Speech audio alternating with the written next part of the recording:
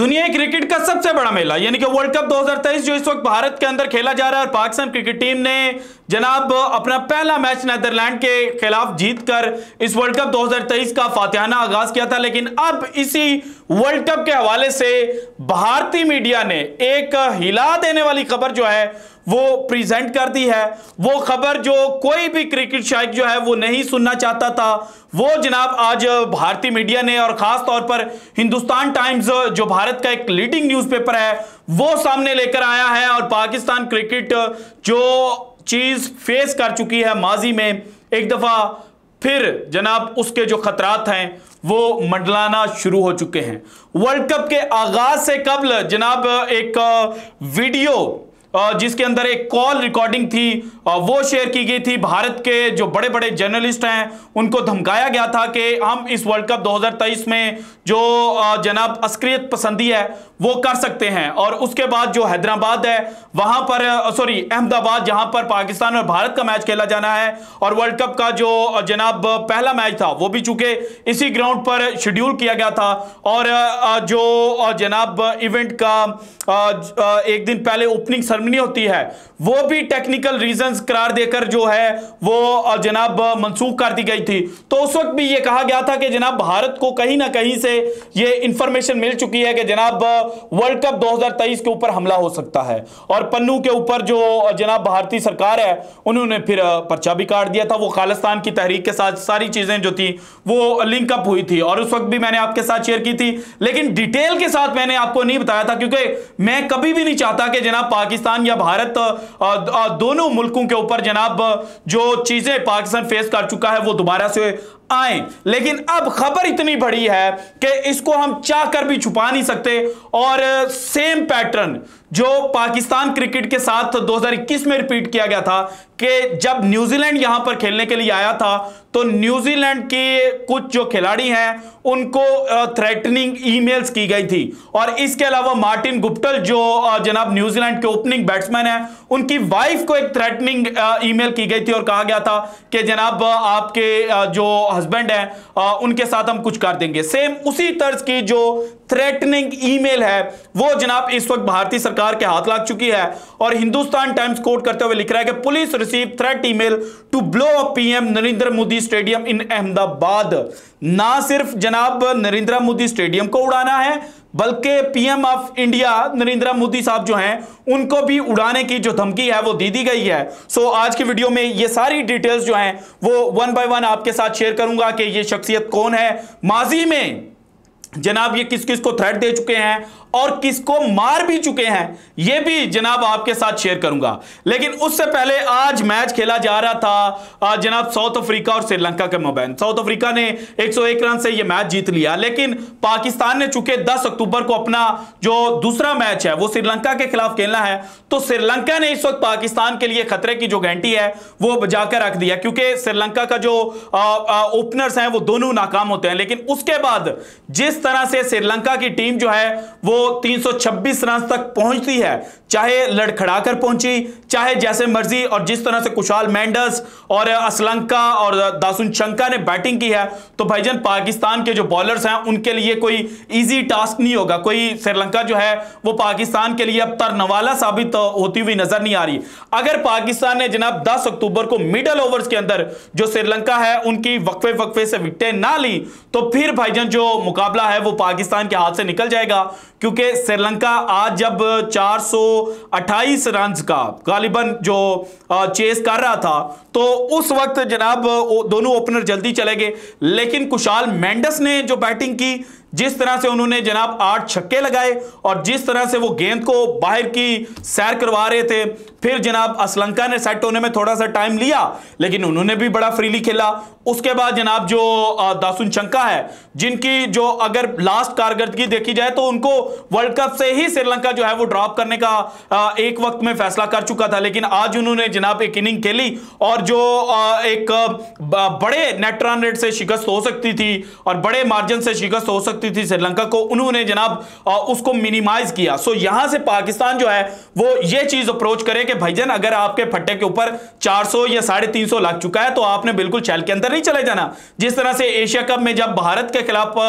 जनाब पाकिस्तान को 357 run chase करने थे तो उस वक्त पाकिस्तान कंप्लीटली शैल के अंदर चला गया था, और पाकिस्तान के जो प्लेयर्स थे, खासतौर पर जो ऊपर वाले लड़के थे जिनमें फखर जमान थे, इमाम थे, बाबर आजम थे, सलमान अली आगा थे, मोहम्मद रिजवान थे, वो खुलकर नहीं खेल पा रहे थे। वो जनाब चीजें उस तरह से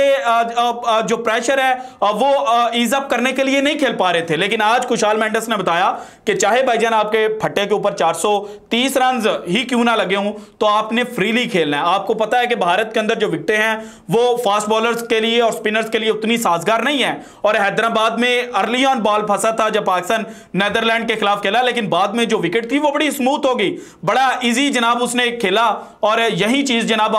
पाकिस्तान को अप्लाई करने पड़ेगी, वरना जो श्रीलंका है वो जनाब पाकिस्तान को शिकस्त देकर एक बहुत बड़ा अपसेट जो है वो इस वर्ल्ड कप 2023 में कर सकता है। अब आते हैं जनाब पाकिस्तान और इंडिया के मैच को लेकर और जो थ्रेटनिंग ईमेल हुई है, लेकिन उससे पहले आपको बता दूं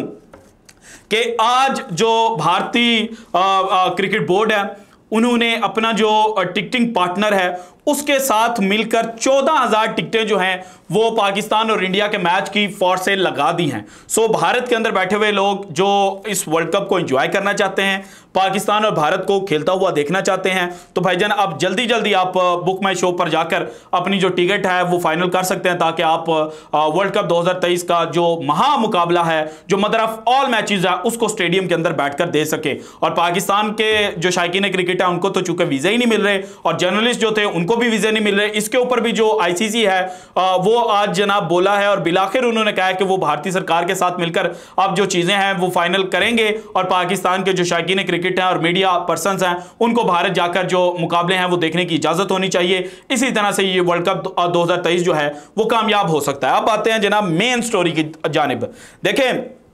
जब न्यूजीलैंड पाकिस्तान खेलने आया था 2021 में वर्ल्ड कप से पहले, और न्यूजीलैंड के फौरन बाद पाकिस्तान को टूर करना था इंग्लैंड ने, सो उस वक्त कुछ थ्रेटनिंग ईमेल्स जो हैं वो एक्सचेंज की गई थी न्यूजीलैंड के प्लेयर्स के साथ, और न्यूजीलैंड जो है उन्होंने पाकिस्तान को बताया भी नहीं था। रमीज राजा साहब उस वक्त पाकिस्तान क्रिकेट बोर्ड के चेयरमैन थे, और जनाब जो पहला ओडीआई मैच खेलना जाना था उससे 4 घंटे पहले जो न्यूजीलैंड है उसने खेलने से इनकार कर दिया था। और बाद में जब चीजें डिग आउट की गई, जब जनाब सारी छानबीन की गई, तो लगा ये और पता ये चला कि एक भारतीय जो सिटीजन था वो जनाब थ्रेटनिंग ईमेल्स जो है वो वीपीएन को इस्तेमाल करके जो न्यूजीलैंड के प्लेयर्स और उनकी फैमिलीज हैं उनको कर रहे थे। अच्छा, इसके बाद जनाब पाकिस्तान जो है उसने जो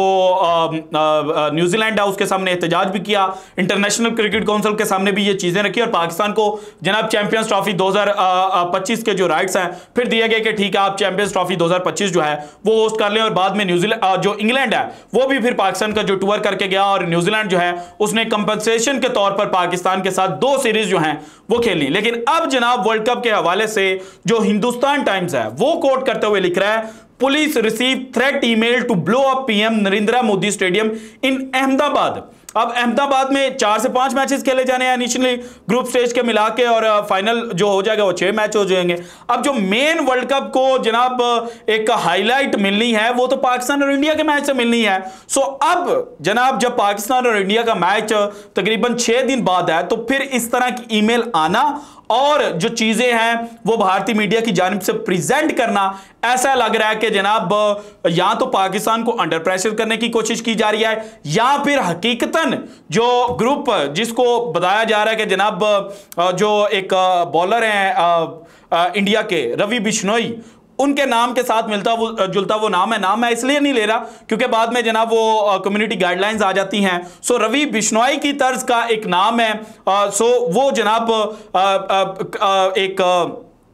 उनका ग्रुप जो है वो थ्रेटन करने की कोशिश कर रहा है। और जो ईमेल रिसीव हुई वो हुई थी नेशनल इन्वेस्टिगेशन एजेंसी को, which apparently originated in Europe and the federal agency alerted the Mumbai police about the same. फिर उन्होंने मुंबई पुलिस को बताया। अब ये जो शख्सियत है, ये जो गैंग है, ये जनाब पंजाब के और जनाब पाकिस्तान के अंदर भी उनको इसी तरह से चाहा जाता है। सिद्धू मूसेवाला उनको भी कत्ल कर चुके हैं, इसके अलावा सलमान खान को भी ये थ्रेटन कर चुके हैं। सो उन शख्सियत का अचानक से या उस ग्रुप का अचानक से जो भारतीय सरकार है उससे जनाब पैसे भी मांगना, तकरीबन इंडियन 500 करोड़ के करीब जो रकम है उन्होंने मांगी, और साथ ही कहा कि हमारा जो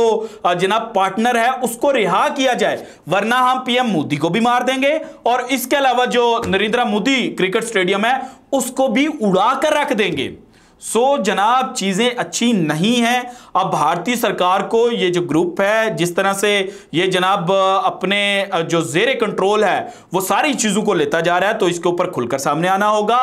और आईसीसी को भी अब इंटरवीन करना पड़ेगा कि जनाब वहां पर न्यूजीलैंड के प्लेयर्स को थ्रेटनिंग ईमेल जाएं तो वो घर चले जाते हैं, और यहां पर जनाब वर्ल्ड कप के हवाले से पहले पन्नू वाली बात आती है, फिर ये चीज आ जाती है। तो आईसीसी को भी कहना पड़ेगा कि भाईजान आप अपने जो मामलात हैं उनको कूल डाउन करने की कोशिश करें, सेटल डाउन करने की कोशिश करें, क्योंकि अगर यहां पर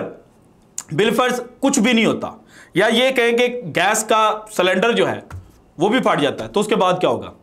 चीजें लिंकअप कहां पे की जाएंगी? मैं कभी भी नहीं चाहता कि ऐसा कुछ हो, क्योंकि हमने पाकिस्तानियों ने बड़ी चीजें जनाब फेस की हुई हैं माजी के अंदर। 2009 में जब हुआ तो, और 2015 में फिर पहली दफा जो जिम्बाब्वे है वो पाकिस्तान में आया, और जो बड़ी टीम है उनको आते आते फिर भी 4-5 साल लग गए। पाकिस्तान ने अपनी जो पाकिस्तान सुपर लीग है वो इनिशियली पाकिस्तान से बाहर करवाने पर मजबूर हुआ। सो चीजें बड़ी खराब हो जाती हैं, इसलिए भारत को और भारतीय सरकार को अब एक्शन लेना पड़ेगा। और ये जितने भी लोग जनाब क्रिकेट के अंदर सियासत को मुलव्वस करने की कोशिश कर रहे हैं और अपने पॉलिटिकल गेन्स के लिए जनाब इस वर्ल्ड कप 2023 को इस्तेमाल करना चाहते हैं, सो उनको वो पकड़ें और उनको जेलों में बंद करें, ताकि